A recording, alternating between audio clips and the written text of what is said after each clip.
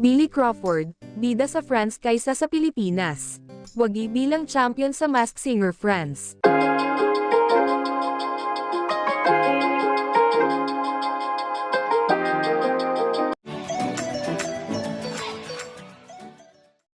Muling pinatunayan ng TV host at aktor na si Billy Crawford ang kanyang galing sa international stage matapos tanghaling kampyonato sa Season 9 ng Masked Singer France noong Linggo ika-28 ng Hunyo.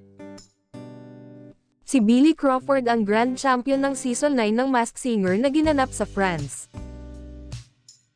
Nagpasalamat si Billy sa production team, costume designers, mga bumoto sa kanya, at higit sa lahat ay nagpasalamat siya sa Diyos para sa lakas at pagkakataong manalo.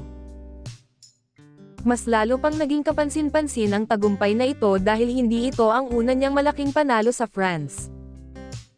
Noong 2022, siya rin ang naging kampyon ng French edition ng Dancing with the Stars.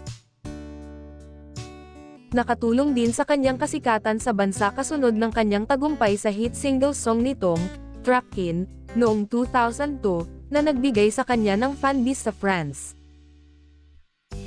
Marami ring netizen ang bumati kay Billy.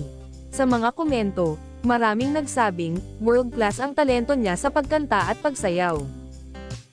Panipi, mas na-appreciate umano ang kanyang talento sa France at iba pang bahagi ng Europe kaysa sa Pilipinas. Sana ay mas palawakin pa niya ang kanyang singing career sa France. Isa na naman itong malaking karangalan para kay Billy at sa Pilipinas sa international entertainment scene.